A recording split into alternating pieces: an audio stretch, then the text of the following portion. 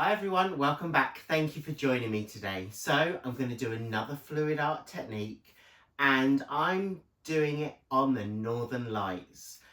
I think you know by now that I was lucky enough to see the Northern Lights in person here in the UK. It was a once in a lifetime opportunity for me and it's definitely a tick off my bucket list. So because of that experience, I'm really inspired to do a series of paintings focused on the Northern Lights. So each one of them will be a representation, my representation of those lights, and the colour palettes I will show you each in turn. So today I'm going to use a completely different colour palette. So I'll take you down, you can see the canvas, how I prep my canvas, and some of the colours. I'll also talk about the consistencies, but if you want to expand the description box, in there I list all my paints, all my ratios, all my brands, and there's lots of information in there too, so always check that out. So I'm really excited. Let's paint the Northern Lights. Let's see what we can create. So here are the colours that I'm going to use today.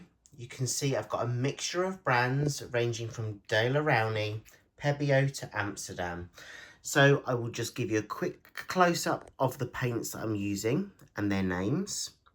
And I will also list all of those in the description box below. So they're the paints. Let me show you the consistencies. Okay, so I've mixed all my paints up. 1 part paint to 1 part water. So this is just a paint and water combination. There are no additives, no pouring mediums in any of these paints. So 1 part paint to 1 part water. You can see it's very fluid. Just falls off my spatula into the cup. So I've got some colours that I've used before in a previous creation, but I've also added this purple. Because when I've looked through my photos of the Northern Lights that I personally took the night that I saw them, I could see tones of purple. So I wanted to just add that one in as well. So there are my paints. As I said, I will list them in the description box. I'm using a 12" by 12" canvas. You can see here I've already painted my sides. I'm using a black base. It's going to be Lamp Black by Amsterdam. So 12" by 12". My canvas is prepared. I'm so excited. Let's go. So I'm just going to get my base coat down, my black paint. So I start from the middle and I use my blow dryer. My blow dryer is always on a cool setting and the lowest blow speed. But I puddle the paint in the middle of the canvas because I like to work from the middle to the outer edge. I find that by doing it like this, I can get a really good consistency of coverage across the full surface area of the canvas because I'm taking that puddle of paint from the middle, blowing it out to the outer edge to get good coverage and consistency.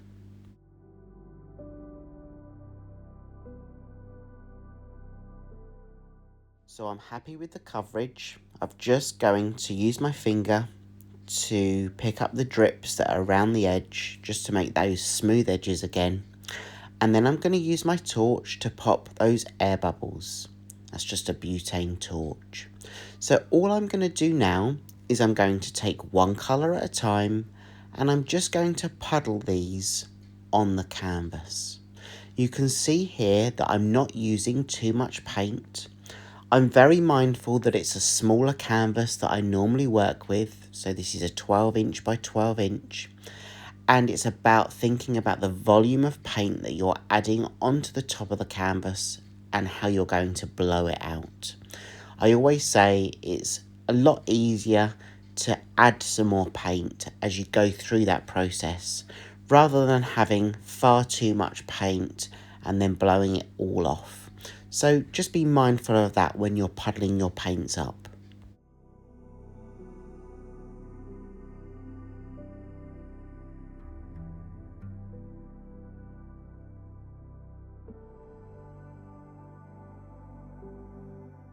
So they're my paints. I'm of course just going to use my torch to pop those air bubbles before I start blowing out this creation.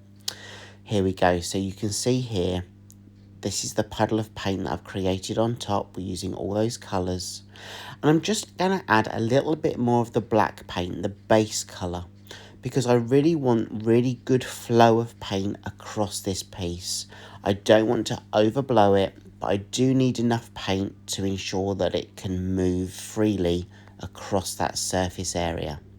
So, as I blow this out, it's on a cool setting, the lowest blow speed, and it's about looking at those paints, how they're infusing together, the negative space that I want to leave, so that black tone underneath, balanced with the colours that are popping through on top.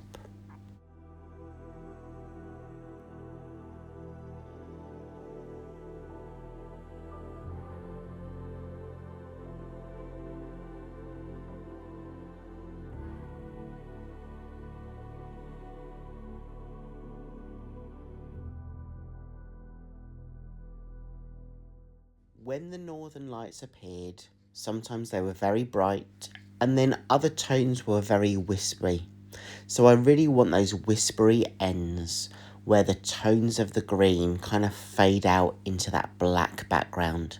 So that's really my intention here as I blow the paint downwards towards that negative black space.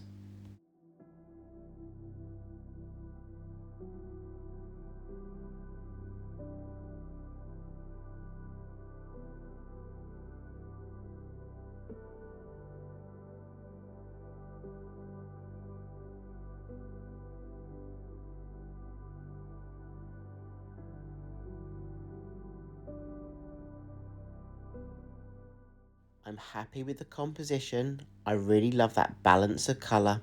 So I'm just going to finish off by popping the rest of those air bubbles, and I'm going to take you in now for a closer look at the wet version.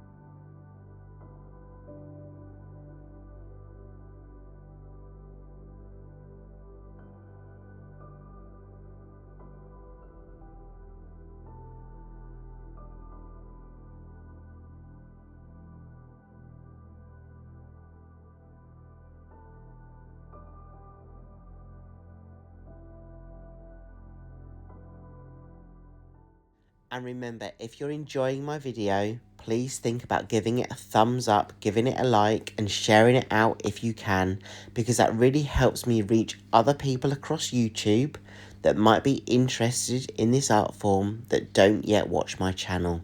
So by doing that, that really helps me out.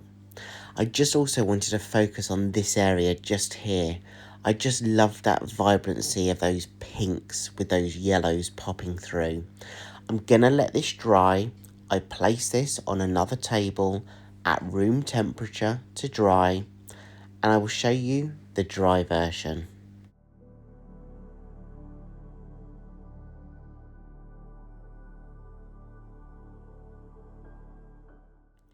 And here we go. The creation is fully dry. That iridescent paint really helps that really shine through. I'm trying to get the angle here so you can see how it glows and shines.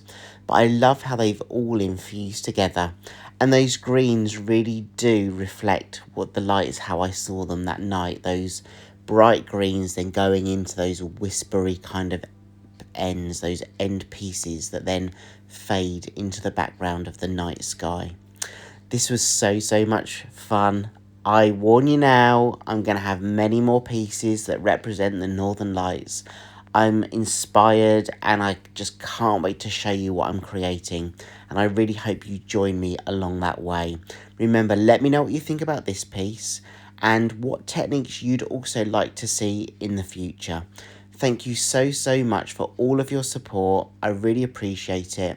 And I really hope I get to see you again in the next video. Take care, everyone, and have a great week ahead. See you soon. Bye.